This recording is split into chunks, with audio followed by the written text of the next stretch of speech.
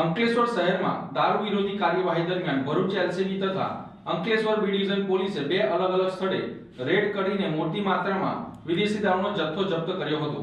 જ્યારે એક કેસમાં રિટાયર્ડ આર્મીમેનની ધરપકડ કરવામાં આવી હતી, જ્યારે બીજા કેસમાં મહિલા આરોપીની અટકાયત કરી એક ઇસમને વોન્ટેડ જાહેર કરવામાં આવ્યો હતો।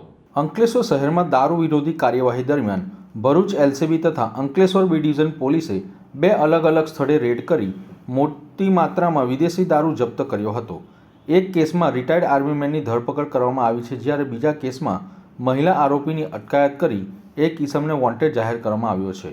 ભરૂચ એલસીબી પોલીસની ટીમ અંકલેશ્વર વિસ્તારમાં પેટ્રોલિંગમાં હતી। તે સમય દરમિયાન અંકલેશ્વર ભરૂચ વચ્ચેના જૂના નેશનલ હાઈવે ઉપર આવેલ અક્ષર આઇકોન ખાતે રહેતા રિટાયર્ડ આર્મીમેન જયકૃષ્ણ શ્યામદાસ તિવારી પરમિટના આધારે રાખેલ વિદેશી દારૂ ગેરકાયદેસર રીતે વેચાણ કરી રહ્યો હોવાની માહિતી મળી હતી।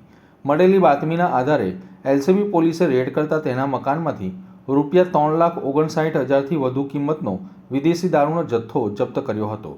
પોલીસે જયકૃષ્ણ તિવારીની ધરપકડ કરી તેની સામે અંકલેશ્વર બી ડિવિઝન પોલીસ મથકમાં ગુનો નોંધ્યો હતો। તો બીજી તરફ અંકલેશ્વર બી ડિવિઝન પોલીસને મળેલી બાતમીના આધારે માંડવા ગામે રેડ કરવામાં આવી હતી, જ્યાં મહિલા આરોપી રેખાબેન અરવિંદભાઈ વસાવાના મકાનમાં રૂપિયા 43,500ની કિંમતનો વિદેશી દારૂ જપ્ત કરવામાં આવ્યો હતો। પોલીસે રેખા વસાવાની અટકાયત કરી તેના પતિ અરવિંદ વસાવાને વોન્ટેડ જાહેર કર્યો હતો। બંને કેસોમાં પોલીસે વધુ તપાસ હાથ ધરી છે।